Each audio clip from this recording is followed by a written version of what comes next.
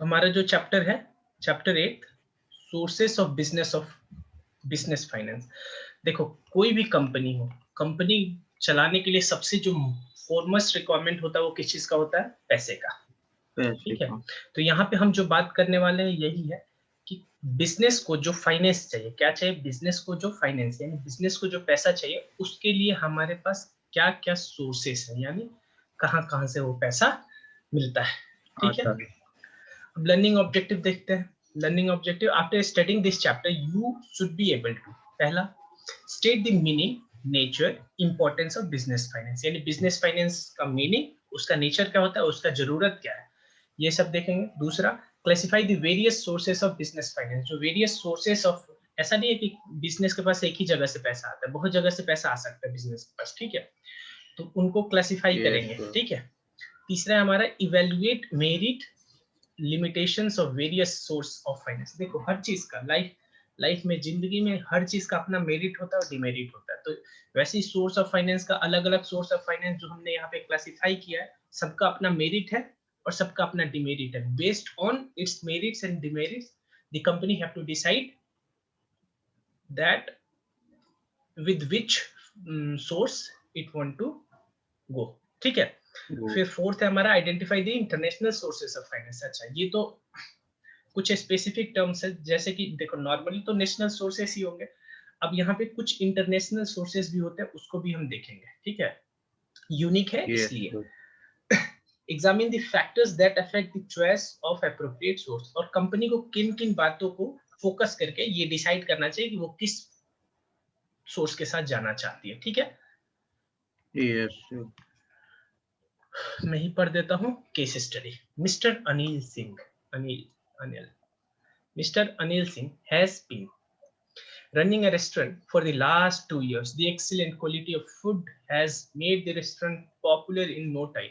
Motivated by the success of his business, Mr. Singh is now contemplating the idea of opening a chain of similar restaurant at a different places. समझ गए? Restaurant खोला, starting में ही चलने लगा, तो अब बहुत खुश हो गया और मोटिवेटेड है और चाहता है कि अपने ही नाम से एक चेन ऑफ रेस्टोरेंट्स खोले। समझ रहे हो? चेन समझ यस रहे हो सर। ना? जैसे मैकडी का चेन है, ठीक है, वैसे ही बहुत सारे रेस्टोरेंट हैं जिनका चेन चलता है। ब्रांचेस समझो शॉर्ट में। However, the money available with him from his personal sources is not sufficient. लेकिन उसके पास अपना खुद का पैसा बहुत ज्यादा नहीं है ताकि कि वो एक्सपेंशन का रिक्वायरमेंट फुलफिल कर सके। His father told him that he can enter into a partnership with the owner of another restaurant who will bring in more funds.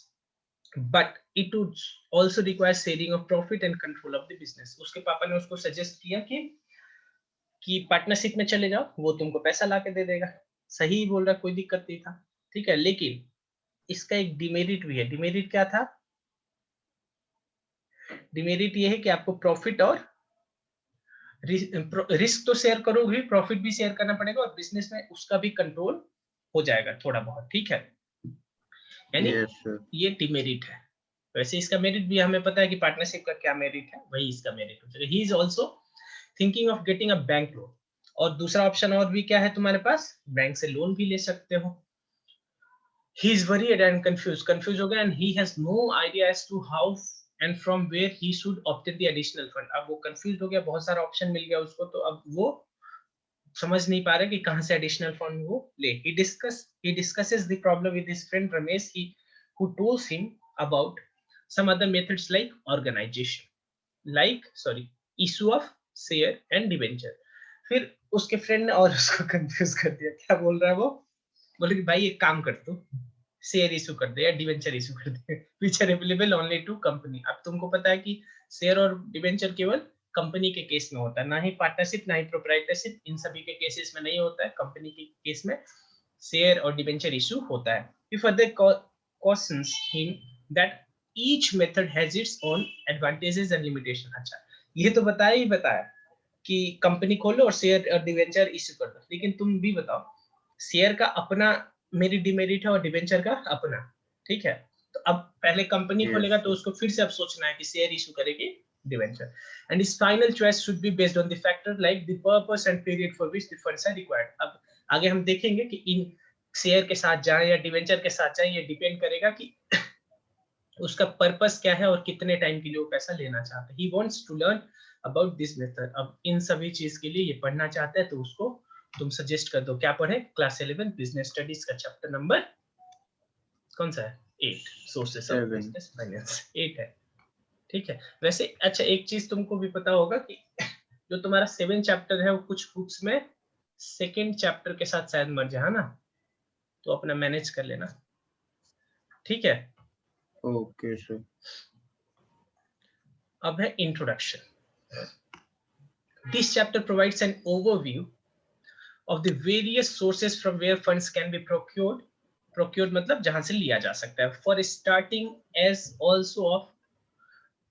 also for running business को शुरू करने के लिए भी, और शुरू हो गया बाद में उसको रन करने के लिए भी पैसा हम ले सकते हैं। It also discusses the advantages, limitation of various sources and points out the factors that determine the choice of the suitable source of finance। यहाँ पे हम मेरिट डिमेरिट का भी बात करेंगे और किन फैक्टर्स को कंसीडर करना चाहिए वो सोचने के लिए कि हम कहां से पैसा उठाएं।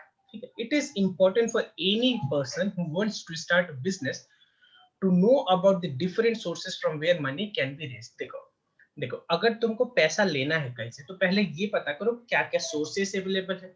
उन सोर्सेस को कंपेयर करने के लिए तुम्हारे पास क्या चाहिए, सबका अपना अपना मेरिट और डिमेरिट समझना पड़ेगा।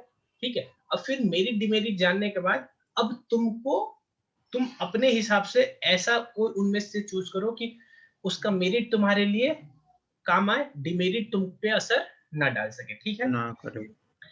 It is also important to know the relative merit and demerit। relative यानी कंपेयर करना दो को, ठीक है, of different sources so that the choice of an appropriate source can be made, ताकि कि appropriate source of finance तुम choose कर सको। अगला है हमारा meaning, nature and significance of business finance। Business is concerned with the production and distribution of goods and services for the satisfaction of needs। पता है तुमको, तो कोई दिक्कत नहीं है, चैप्टर एक ही फर्स्ट से ही चल रहा है। Of the society for carrying out various activity, business requires money, finance। हाँ money। बिजनेस को इन सभी कामों को करने के लिए क्या चाहिए? मनी मनी मनी, पैसा। Money. क्या चाहिए? पैसा चाहिए। ठीक है। यहाँ तक हो गया था Yes, activities sir. Called as business finance. अब आगे बढ़ते हैं। अब business cannot function unless adequate funds are made available to it. जब तक से उसको जितना पैसा चाहिए उतना अगर पैसा नहीं मिलेगा तब तक वो बिजनेस तो कर ही नहीं सकता। The initial capital Yes, contribution, the initial capital contributed by the entrepreneur is not always sufficient to take care of all the financial requirements of the business। देखो स्टार्टिंग में जो भी कैपिटल लगाएगा, जो भी बिजनेस शुरू करता है, जो पैसा लगाएगा, वो अगर कंपनी है तो प्रमोटर, प्रोपराइटर है तो प्रोपराइटर, पार्टनरशिप है तो पार्टनर, वो सफिशिएंट नॉर्मली नहीं होता। धीरे धीरे जैसे जैसे कंपनी को हम एक्सपेंड करेंगे पैसा और रिक्वायर होगा। ठीक है। तो yes, sir. और सब सोर्सेस हैं जहां से मुझे और पैसा ले सकता हूँ मैं। A business person therefore has to look for different other sources from where the need for the fund can be made। इसीलिए जो अलग अलग सोर्सेस है वहां पे भी उसको फोकस करना पड़ेगा। A clear assessment of the financial needs and the identification of various sources of finance therefore is significant aspect of running a business organization। और ये एक बिजनेस के लिए बहुत ही इंपॉर्टेंट काम है। ठीक है। क्योंकि देखो जो भी पैसा वो लेगा उसको उस पैसा लेने का कॉस्ट भी पड़ेगा, यानी उस अगले को उसको कुछ पे करना पड़ेगा रेगुलरली। जैसे अगर मान लो लोन लिया तो इंटरेस्ट पे करेगा, बात समझ रहे हो, ऐसे ही बहुत सारा Yes, होगा। तो sir. इसको सोच के ये काम करना पड़ता है। ठीक है, कि कहाँ से पैसा ले ताकि उसको लीस्ट कॉस्ट पड़े। The need for funds arises from the stage where the entrepreneur makes a decision to start a business। पैसा का कब से रिक्वायरमेंट शुरू हो जाता है? जैसे देखो आइडिया तो फ्री में आता है, बात समझ रहे हो, आइडिया तो दिमाग से सोचना है।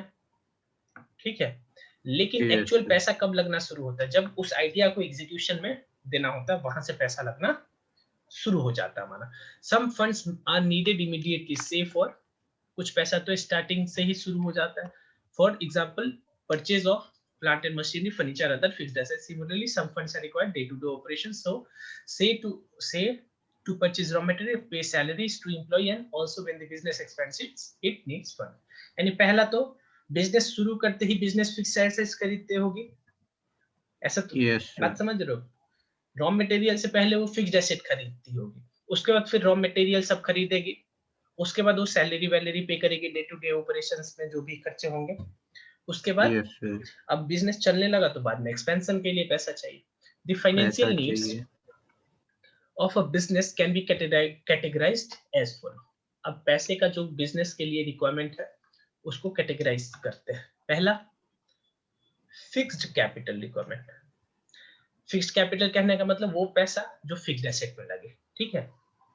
यानी कि ओके सर, देखो देखो वो कंपनी बिजनेस कोई भी पैसा लगाती है ये सोच के कि उससे उसको अर्निंग होगा, एग्री।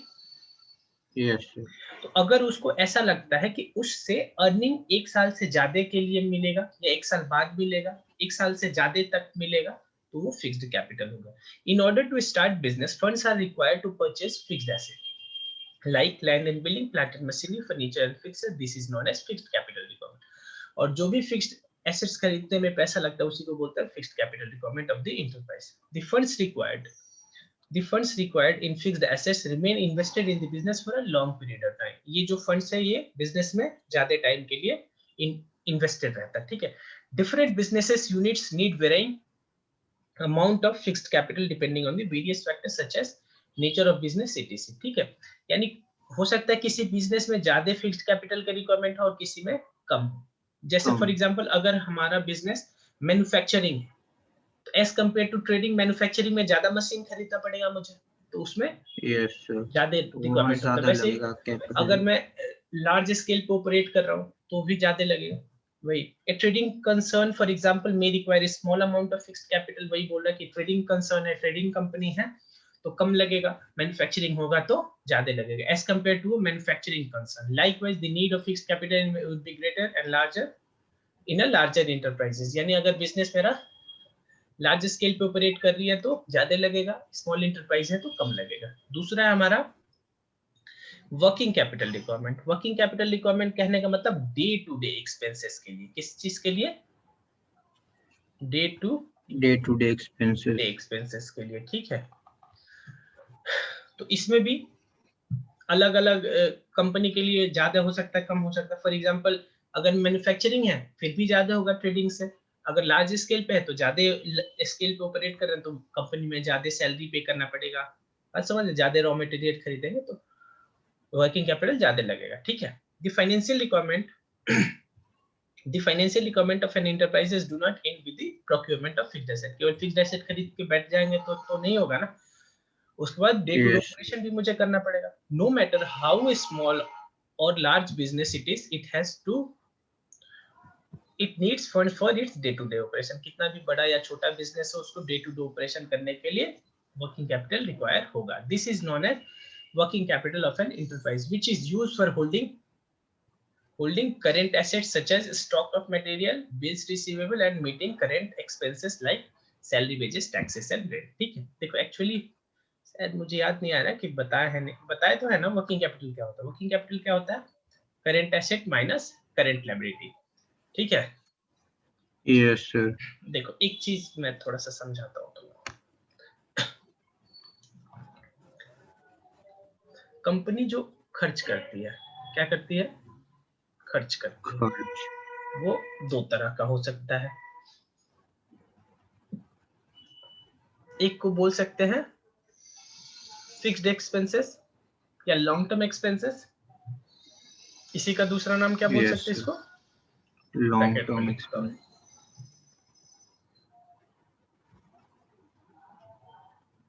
Long term expenses. और दूसरा है डे टू डे ऑपरेशंस, लिख देता हूँ इसको, ठीक है। Term day to day operation जिसको शॉर्ट टर्म बोल सकते हैं, ठीक है। यस सर, आगे हम देखेंगे कंपनी। अब देखो जो कंपनी होती है कंपनी का अपना कुछ नहीं होता है। स्टार्टिंग से ही मैं ये बात बोल रहा हूँ, ठीक है। कंपनी क्या करती है? दूसरे से पैसा लेकर अपना बिजनेस करती है, जिससे पैसा लिया है उसको पे कर देती है और जो बचा वो उसका प्रॉफिट हो जाता है। नॉर्मली ऐसा ही होता है, ठीक है।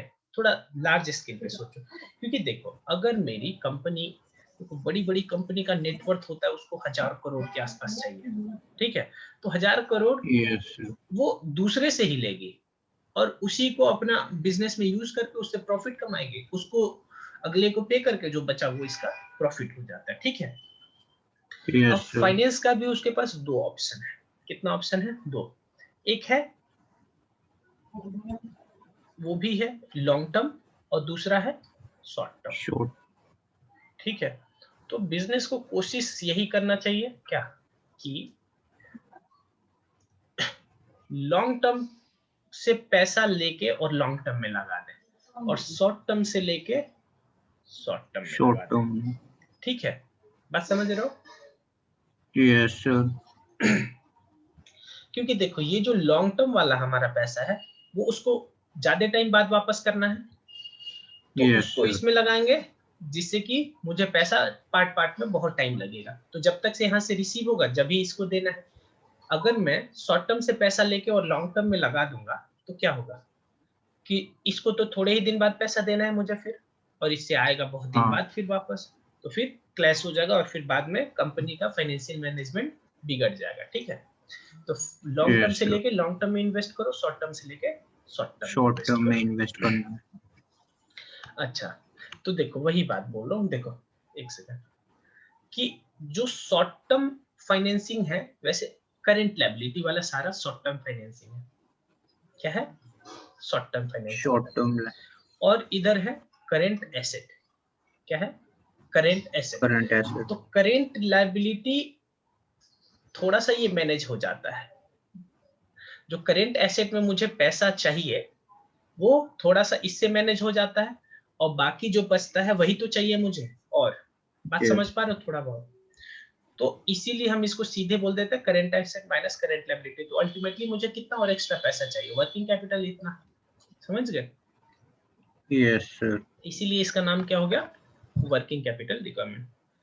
ठीक है, Yes, तो sir. मेनली यही दो पैसे चाहिए, दो टाइप के पैसे मुझे चाहिए होता है बिजनेस में। ठीक है, अब देखो the amount of working capital required varies from one business concern to another depending on the various factor। बहुत सारे फैक्टर्स है जिस पे डिपेंड करेगा कि बिजनेस में कितना वर्किंग कैपिटल का रिक्वायरमेंट होगा। Business unit selling goods on credit और having a slow sales turnover. देखो स्लो सेल्स टर्नओवर का मतलब समझा। स्लो सेल्स टर्नओवर बोलने का मतलब ये होता है कि मेरी जो बिजनेस है आज सामान खरीदा, और देखो अलग अलग टाइप ऑफ बिजनेस होता है। एक हो सकता है कि आज परचेस किया और एक दिन बाद सेल हो गया। ठीक है, कुछ हो सकता है आज परचेस किया 1 महीना लगा, कुछ हो Yes, सकता है sir. 6 महीना लगा। तो यही है सेल्स टर्नओवर, कि सामान कब खरीद रहे हैं। एक सेकंड, थोड़ा सा कुछ मिस हो रहा है, रुकना। वही बात है। ठीक है, यानी कि परचेज और सेल में ज्यादा अगर टाइम का गैप है, यानी ज्यादा टाइम तक आपके स्टॉकिंग में पड़ा हुआ है वो सामान, जैसे ही आपने सामान को परचेज किया इसका मतलब क्या कि आपका स्टॉक हो गया, वो स्टॉक हो गया ना।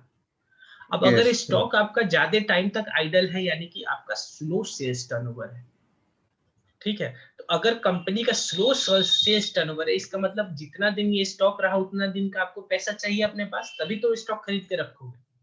ठीक है, तो अगर मेरे बिजनेस का स्लो सेल्स टर्नओवर है तो मुझे वर्किंग कैपिटल का रिक्वायरमेंट ज्यादा होगा। ठीक है, वैसे ही सेलिंग गुड्स ऑन क्रेडिट, अगर मैं गुड्स को सामान को क्रेडिट पे सेल करूंगा तो फिर मुझे जैसे क्रेडिट पे सेल करना मतलब समझ रहे हो कि आज मैंने सेल किया और पैसा आएगा 2-4 महीना बाद, इसका मतलब वो 2-4 महीना के लिए भी मेरा पैसा क्या हो गया? फंस जाएगा। ठीक है, थोड़ा गैप आ गया था सर. अच्छा जैसे देखो स्लो सेल्स टर्नओवर का मतलब क्या हुआ कि सामान हमारा ज्यादा टाइम तक स्टॉक पे पड़ा हुआ है, तो स्टॉक में ज्यादा टाइम तक पड़ेगा यानी ज्यादा टाइम तक मुझे पैसे का रिक्वायरमेंट रहेगा, कैश का, और ज्यादा पैसा चाहिए। Yes, sir. ठीक है, तो अगर मेरा सेल्स टर्नओवर स्लो है तो मुझे वर्किंग कैपिटल ज्यादा चाहिए।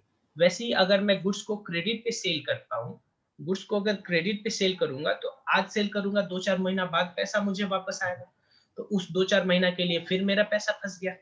ठीक है, तो Yes, sir. इन सब सिचुएशन में मुझे हायर वर्किंग कैपिटल चाहिए। अच्छा, for example would require more working capital as compare to a concern selling goods on, अगर देखो एक कंसर्न ये भी हो सकता है कि केवल कैश में सेल करे, अभी सेल किया, कैश में सेल किया, पैसा मिल गया, तो उस टाइम के लिए उसका पैसा ब्लॉक नहीं होता है। बात समझ रहे हो? तो समझाने का और Yes, मैं sir. कोशिश करता हूँ। देखो, कंपनी सबसे पहले क्या करती होगी, सामान परचेज किया उसने, परचेज ऑफ गुड्स। अब इसके पास दो ऑप्शन है, पहला तो कि वो सामान को कैश पे परचेज करे, ठीक है, यानी कि इस, आवाज आ रहा है ना, Yes, sir. यानी कि इस केस में कंपनी को हाथों हाथ ही पैसा देना पड़ेगा। बताओ कंपनी के लिए, अगर तुम हो बिजनेस हो जिसका ये बात हो रहा है, तो Yes, sir. उसके लिए क्या प्रॉफिटेबल होगा, कैश पे परचेज करे या क्रेडिट पे? कैश में तो अगर परचेज किया तो इंस्टेंट पे करना पड़ जाएगा, और इसमें तो थोड़ा सा क्रेडिट में फ्री में ही क्रेडिट पीरियड मिल जाएगा, तो ज्यादा बेनिफिट हमारा क्रेडिट परचेज। यानी तुम कोशिश करोगे कि ये फेवरेबल है, क्या है ये तुम्हारे लिए favourable, favourable. Other thing being constant, ठीक है। अब ऐसा बोल रहा है कि एक काम करो, तुम थोड़ा सा सामान महंगा खरीद लो, मैं तुमको क्रेडिट परचेज दे दूंगा, फिर फायदा नहीं होगा तुमको, ठीक है। अदर थिंग बीइंग कांस्टेंट का मतलब तुमको फ्री में मिल रहा है, कहने का मतलब, ठीक है। अब अगला Yes, देखो, sir. सामान परचेज हो गया, अब बिजनेस मेरा क्या करेगा, उसको कन्वर्ट कर देगा फिनिश गुड्स में, ठीक है। यानी यहाँ Yes, पे sir. परचेज होते ही ये क्या हो जाएगा, रॉ मटेरियल बन जाएगा हमारा, ठीक है। Yes, उसके sir. बाद ये वर्क इन प्रोग्रेस, WIP बोलते हैं, वर्क इन प्रोग्रेस में जाते जाते ये क्या हो जाएगा, फिनिश गुड्स में कन्वर्ट हो गया, इसको बोलेंगे स्टॉक हो गया, इसका मतलब अब वो उसका Yes, sir. फैक्ट्री में चला जाएगा। अब उसके बाद जब तक सेल नहीं होगा स्टॉक में पड़ा रहेगा, उसके बाद जब सेल होगा तो वहां पे भी तुम्हारे पास दो ऑप्शन है कि तुम कैश में भी सेल कर सकते हो और क्रेडिट पे भी सेल क्रेडिट कर में भी सकते हो। तो इन दोनों में फेवरेबल क्या है, कैश में सेल करो अभी, क्योंकि अब कैश। तुमको यहाँ पे लेना है, ठीक है, बात समझ रहे हो? Yes, sir. अच्छा, अब ये फिर ये जब पैसा आ जाता है उसी से फिर परचेस करते हो तुम, ये पूरा सिनेरियो समझ रहे हो? तो अगर Yes, बिजनेस sir. का ये वाला जो साइकिल है हमारा, यानी कि परचेज होने से लेके और सेल्स होने तक, जिसको क्या बोलते हैं, बहुत अगर ये स्लो है, सेल्स टर्नओवर बोल सकते हैं, क्या बोल सकते हैं इसको, सेल्स टर्नओवर। Sheets अगर ये turnover. स्लो है, कहने का मतलब बहुत बड़ा है, यही समझ रहे हो, समय में अगर बोलने का मतलब, स्लो को समय में बोलेंगे तो मतलब क्या हो, कोई स्लो है यानी कि ज्यादा टाइम लेता है, Yes, तो sir. स्लो टर्नओवर है यानी ज्यादा टाइम ले रहा है, तो वो कंपनी के लिए बेकार बात है, ठीक है। तो यही बेकार Yes, नहीं है, sir. मतलब ज्यादा वर्किंग कैपिटल रिक्वायरमेंट है उस केस में, ठीक है। Yes, sir. अब आगे बढ़ते हैं हम। The requirement for fixed and working capital increases with the growth and expansion, ये ऑलरेडी हमें पता है, अगर हमारा बिजनेस में ग्रोथ और एक्सपेंशन बढ़ेगा, चाहे वो फिक्स्ड कैपिटल का रिक्वायरमेंट हो या वर्किंग कैपिटल का, दोनों Working ही केस में capital. बढ़ जाएगा वो, ठीक है। उसके बाद at times additional funds are required for upgrading the technology and employed so that the cost of production of the operation can be reduced, ठीक है। फिर Yes, sir. बिजनेस में देखो टेक्नोलॉजी हमेशा अपग्रेड होता रह रहा है, ठीक है, तो बिजनेस को रेगुलरली अपने टेक्नोलॉजी को अपग्रेड करने के लिए पैसा चाहिए, ठीक है। उसको ये बात पता है Yes, कि sir. टेक्नोलॉजी अगर अपग्रेड करेंगे, एक बात बताओ, दुनिया को दिखाने के लिए टेक्नोलॉजी अपग्रेड करते हैं क्या? कोई बताओ No, sir. टेक्नोलॉजी अपग्रेड क्यों करता है? जब उसको बेनिफिट होगा कुछ। अच्छा, बिजनेस के Yes, सेंस में sir. बेनिफिट क्या होगा कि उसका कॉस्ट ऑफ ऑपरेशन कम हो जाएगा। बिजनेस मशीन क्यों खरीदती है? क्योंकि उसको पता है कि वही काम लेबर जब करेगा तो पहला तो टाइम ज्यादा लगाएगा और दूसरा उनका कॉस्ट भी ज्यादा हो जाएगा। तो टेक्नोलॉजी अपग्रेड करने का मेन मकसद हमारा यही होता है कि रिड्यूस्ड कॉस्ट ऑफ प्रोडक्शन कम हो जाएगा, ठीक है। Similarly larger Yes, funds sir. May be required for building higher inventory for festive seasons. एक बात बताओ, जो फेस्टिव सीजंस होते हैं, होली, दिवाली, ईद, बकरीद, जो भी होता है, ठीक है, तो क्या उस टाइम ज्यादा सेल परचेज होता है या नहीं होता है? Uh, होता होगा ना। उस पर्टिकुलर टाइप के, हाँ, हाँ फेस्टिव मतलब, सीजन हाँ में वही होता है। बोलने का मतलब, जिस चीज से रिलेटेड होता है, ठीक है। तो यानी कि जब पिक सीजन होता है, उसको पिक सीजन बोल सकते हैं, तो पिक सीजन में वो स्टॉक को मेंटेन करेगा ना, ऐसा तो है नहीं कि वो उसी दिन सामान बनाएगा फिर मार्केट में पहुंच जाएगा, टाइम लगेगा ना, तो पहले से 1-2 यस महीना सर। पहले से ही तैयारी कर देगा, यानी उतना दिन तक उसको अपने स्टॉक को बढ़ाना पड़ेगा। स्टॉक बढ़ाना का मतलब क्या, सामान कब बनाओगे, जब सामान में इन्वेस्ट करोगे, यानी उस टाइम यस भी सर। तुम्हारा वर्किंग कैपिटल ज्यादा हो जाएगा, ठीक है। और टू मीट द करेंट डेप्ट और expand the business to shift to new location, it is therefore important to evaluate the different sources from where the funds can be made, ठीक है। अब यस बात कर सर। रहे हैं हम क्लासिफिकेशन ऑफ फंड्स। फंड्स को क्लासिफाई करेंगे। In case of proprietary and partnership concern, the funds may be raised either from personal sources, borrowing from bank, friends, etc. अगर हम प्रोपराइटरी यानी प्रोपराइटरशिप फर्म है या पार्टनरशिप फर्म है तो दो चार ही सोर्स है हमारे पास, या तो खुद का पैसा लगा दो, दोस्तों या फैमिली से ले लो, या बैंक से लोन ले लो, ठीक है। In case of company, yes. लेकिन ऑन दी कंट्री जब हम कंपनी ओपन करते हैं तो हमारे पास बहुत वेराइटी ऑफ सोर्सेस होते हैं। The different sources of finance which are available may be categorized as given in, नीचे जो दिया है वहां से, ठीक है, बाद में देखेंगे। As shown in table, the source of finance can be categorized using different basis which are on the basis of period। अच्छा, अब ये जो कैटेगराइजेशन है वो अलग अलग बेसिस पे हो सकता है। पहला है on the basis of period, यानी कितना टाइम के लिए वो लोन ले रहा है, वो सोर्स क्या है उसका, वो कहाँ से आ रहा है, और तीसरा उससे उसका ऑनरशिप पे क्या इफेक्ट पड़ रहा है, क्या उस पैसे को लेके वो बिजनेस का ऑनरशिप उसके हाथ में चला जा रहा है, बात समझ रहे हो। जैसे यस शेयर्स है, सर। तो शेयर्स में क्या होता है, शेयर होल्डर हमारा ऑनर होता है, ठीक है। लेकिन लोन लेंगे तो वो ऑनर नहीं बनेगा, वो लायबिलिटी ही रहेगा, ठीक। A brief explanation of this classification and sources is provided as follow. तो देखते हैं नीचे इनका टेबल, ध्यान से थोड़ा सा देखना, ठीक है। सोर्सेस ऑफ फाइनेंस,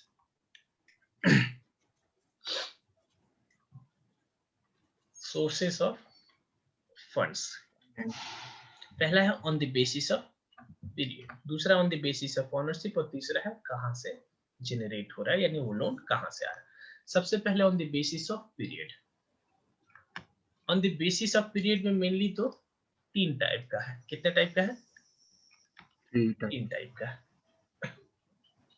पहला हमारा लॉन्ग टर्म, वो लोन जो कि हम ज्यादा टाइम के लिए ले रहे हैं, यानी लोन नहीं बोलना चाहिए, फंड, जो पैसा हम ज्यादा टाइम के लिए ले रहे हैं, यानी कि वापस लॉन्ग टर्म बात करेंगे, ठीक है। दूसरा शॉर्ट टर्म, यानी थोड़े ही टाइम के लिए ले रहा है, और दूसरा ज्यादा और थोड़े के बीच में एक मीडियम टर्म भी आता है, ठीक है। अगर सिंपल में बोला जाए तो ओवर 3 इयर्स, क्या बोलेंगे इसको, ओवर 3 इयर्स, ये अप टू 1 ईयर, ठीक है। हर्ष रूल नहीं है ये, लेकिन नॉर्मली यही होता है, 1 से 3 साल मीडियम हो गया, समझ गए बात। Okay sir. अब देखो लॉन्ग टर्म में क्या क्या आ जाता है हमारा, इक्विटी शेयर, ठीक है। दूसरा रिटेन्ड अर्निंग, क्या होता है रिटेन्ड अर्निंग, बिजनेस ने जो पैसा कमाया, वो आगे बात करेंगे, वैसे जो पैसा कमाया फिर से उसी को लगा दिया, उसको retain earning. Preference share, share का एक दूसरा टाइप है। Debenture, loan from financial institutions या लोन फ्रॉम बैंक, ये सब लॉन्ग टर्म के लिए होता है। शॉर्ट टर्म के लिए ट्रेड क्रेडिट, यानी कि क्रेडिटर, क्या क्रेडिटर, क्रेडिटर से क्रेडिटर। अगर तुम ध्यान से देखो, हम सामान उधार ले रहे हैं, यानी कह सकते हैं उससे हम लोन ले रहे हैं, ऐसे ही है ना। दूसरा हमारा यस सर। फैक्टरिंग आगे आएगा, तीसरा हमारा बैंक्स, और चौथा हमारा कमर्शियल पेपर, ये सब आगे आने वाला है, ठीक है। अच्छा, मीडियम के लिए क्या हो जाएगा, लोन फ्रॉम बैंक, बस वो जब इतना, इधर भी है loan from bank, loan from bank इधर भी हो सकता है, ठीक है, और इधर भी है public deposit, loan from financial institution and lease financing, ठीक है। इन सभी के बारे में हम वैसे आगे पढ़ेंगे। अब दूसरा है हमारा on the basis of ownership, यानी कि कौन सा पैसा मालिक दे रहा है और कौन सा कोई दूसरा दे रहा है, ऑनर्स दे फंड रहा है। और बोरोड फंड, ये ऑनर से आता है और ये लोन से लिया जाता है, ठीक है। यानी ये वाला जो पैसा देता है उसका इफेक्ट ऑनर ऑनर नहीं है, ठीक है, लेकिन ये जो पैसा देता है वो कौन हो जाता है, बिजनेस का ऑनर होता ओनर। है, ठीक है। तो इसमें आ गया मेरा इक्विटी शेयर और रिटेन्ड अर्निंग, ठीक है। इसमें debenture, loan from bank, financial institution, public deposit, ये ठीक है। अब अगला है यस हमारा सर। सोर्स ऑफ जनरेशन, क्या है, कहाँ से पैसा आ रहा है। तो सोर्स ऑफ जनरेशन में हमारा मेनली दो सोर्स है, या तो बिजनेस के अंदर से आ रहा है या बिजनेस के बाहर से आ रहा है, ठीक है। Yes, या तो sir. बिजनेस के अंदर से आ सकता है या बिजनेस के बाहर से पैसा आ बाहर से. सकता है।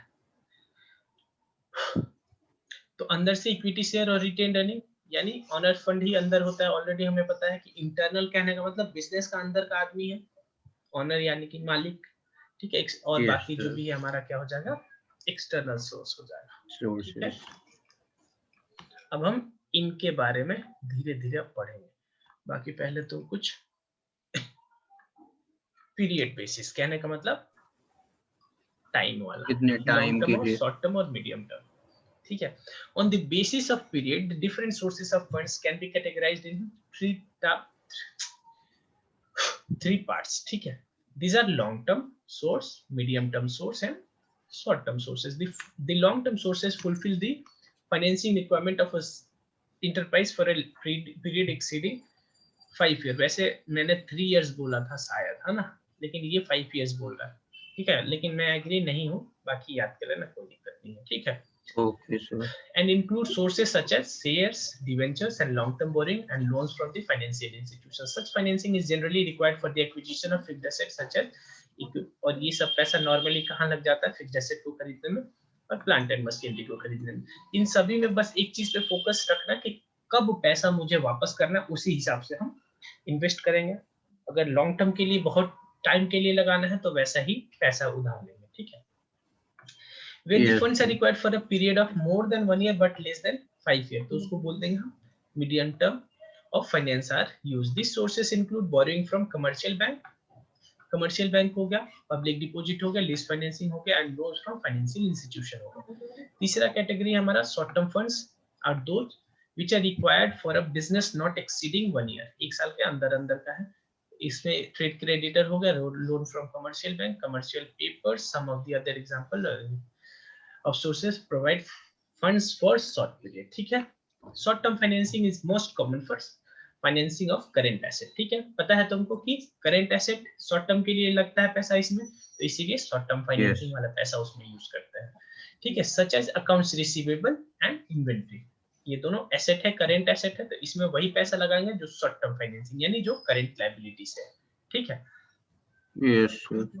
Seasonal businesses that must build inventory in anticipation of selling requirement often need short-term financing for the interim period between seasons. जैसे देखो, जो भी हम बात कर रहे थे कि सीजन आ रहा है, ठीक है, यानी पीक सीजन आ रहा है, यानी कि वो कितना दिन रहेगा, 1 साल से कम ही रहता है ना। सीजन तो ऐसा नहीं है कि चलता ही रहेगा, तो वो सीजन थोड़े हो Yes. गए। सीजन मतलब 1 महीना 2 महीना का होता है, तो यानी वो पैसा मुझे कितने टाइम के लिए चाहिए, विद इन 1 year के लिए चाहिए, यानी करेंट एसेट का रिक्वायरमेंट है वहां पे मुझे, तो उसको भी Yes, sir. फाइनेंस करने के लिए मुझे कहां से पैसा ले लेना चाहिए, शॉर्ट टर्म फाइनेंसिंग से। Short-term wholesaler and financing. Manufacturer with a major portion of their asset tied up in inventories of receivables also require large amount of funds for a short period, ठीक है। कभी कभी जो हमारे wholesaler होते हैं, retailer, अपना स्टॉक बढ़ाने के लिए क्या करते हैं, वो शॉर्ट टर्म लोन ले सकते हैं, Finance. ठीक है। अगला हमारा ऑनरशिप बेसिस। ऑनरशिप बेसिस पे हमने दो किया था, एक ऑनर्स फंड और दूसरा हमारा था बोरोड फंड। Borrowed funds.